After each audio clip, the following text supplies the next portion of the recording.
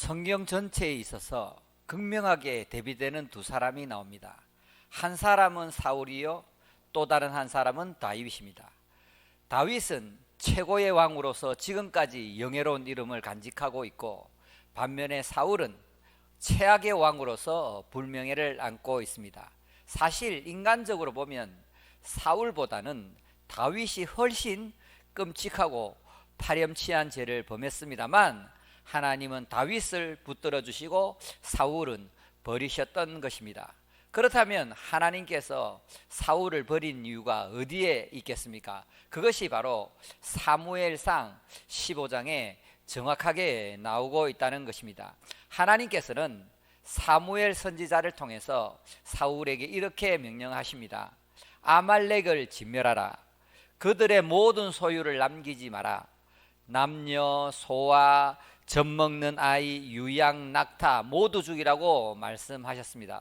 그런데 이 사울은 하나님의 말씀을 받들어 전쟁을 하러 가기는 갑니다만, 전쟁에서 승리한 후에 아말렉 왕 아각을 살려두고 또한 그 짐승들 중에 좋은 것은 남겨두게 됩니다. 그리하여 사무엘 선지자가 사울에게 왜 하나님의 명령을 어기고 이렇게 좋은 것들을 남겼냐고 물어보자, 그때 사울이 거짓말을 하게 된다는 거지요. 사무엘상 15장 우리 보면, 백성이 당신의 하나님 여호와께 제사를 하여 양들과 소들 중에 가장 좋은 것을 남김이요. 여기서 사울은 변명하기가 급급합니다. 자신의 죄와 실수를 백성들에게 전가하고 있는 것입니다. 선한 마음으로 하나님께 제사 드리기 위해서 좋은 것을 남겼다고 거짓말을 하고 있는 것입니다. 이리하여 사울은 버림을 받았고 비참한 최후를 맞이했다는 것입니다. 반면에 다윗은 달랐습니다. 좀 전에도 말씀드린 것처럼 사울보다 다윗이 훨씬 끔찍한 죄를 저질렀던 것입니다. 다윗은 부하의 아내를 데려다가 간음을 했던 것입니다. 우리야는 자신의 충성스러운 부자였고 자기 또한 왕으로서 많은 후궁들을 데리고 있었습니다만, 다윗은 정욕에 빠져서 부하 우리야의 아내를 데려다가 간음죄를 저지르고, 그것도 모자라서 그 사실을 부하 우리야가 알게 될까봐 우리야가 전쟁터 맨 앞쪽에서 죽도록 살인교사 행위를 저질렀던 것입니다. 더욱 심각한 것은 다윗이 간음죄를 범하고 살인교사죄를 범하고 나서 우리야의 아내를 데려다가 왕궁에서 같이 살고 있었을 뿐만 아니라 하나님의 사람 나단 선지자가 와서 책망을 할 때까지 자신의 죄를 깨닫지도 못하고 뉘우치지도 않았다는 것입니다. 하나님은 다윗을 너무나도 사랑하셨기 때문에 나단 선지자를 보내어서 책망을 하게 됩니다. 그때 다윗은 사울하고 달랐습니다.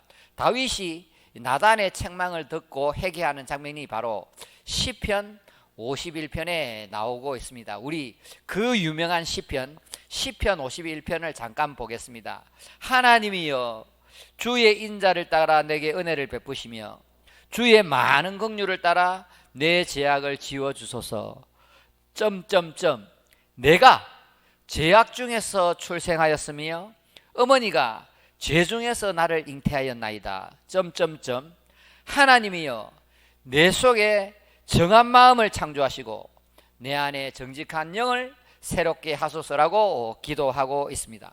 다윗은 하나님이 보내신 선지자 나단의 책망을 듣고 자신의 죄를 철저하게 회개하고 있는 것입니다. 여기서 다윗은 자신의 왕위를 지켜주십시오, 자신의 명예를 지켜주십시오, 자신의 왕국을 지켜주십시오, 이런 얘기를 전혀 하고 있지 않습니다. 다윗은 하나님이여, 성령을 거두어 가지 마십시오. 나는 모태로부터 죄인이기 때문에 나에게 큰 긍휼을 베푸시고 내 안에 정한 마음을 창조하시고 정직한 영을 새롭게 해달라고 기도하고 있는 것입니다.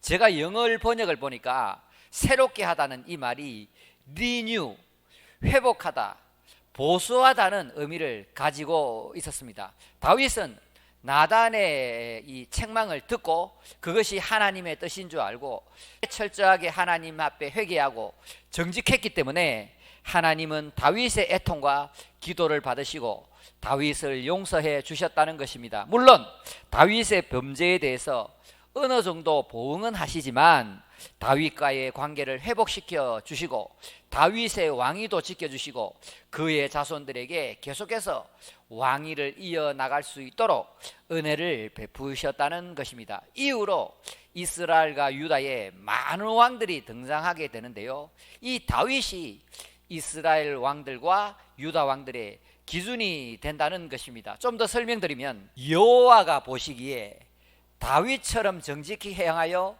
복과 번영과 생명을 누렸다. 반면에 여호와 보시기에 다윗처럼 정직하게 행하지 아니하여 벌과 저주와 멸망과 사망에 이르렀다고 성경은 기록하고 있는 것입니다.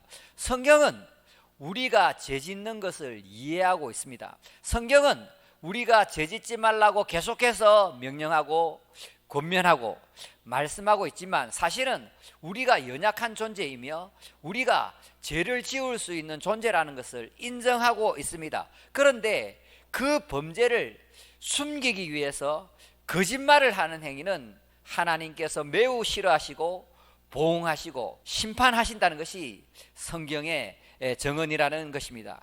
우리도 다 알다시피 이 거짓말이라는 것은 또 다른 거짓말을 낳게 됩니다. 이 거짓말의 심각성을 너무나도 잘 아시는 하나님께서 10계명 중에 9계명에서 내 이웃에 대하여 거짓 증거하지 말라고 분명하게 경고하시고 말씀하셨습니다.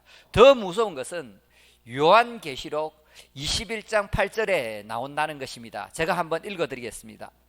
그러나 두려워하는 자들과 믿지 아니하는 자들과 흉악자들과 살인자들과 음행하는 자들, 점술가들과 우상숭배하는 자들과 거짓말하는 모든 자들은 불과 유황으로 타는 못에 던져지리니 이것이 둘째 사망이라. 여기서 사도 요한은 믿지 않는 자들, 흉악자들, 우상숭배자들, 살인자들, 음행하는 사람들과 거짓말하는 모든 자들을 동급으로 취급하고 있습니다.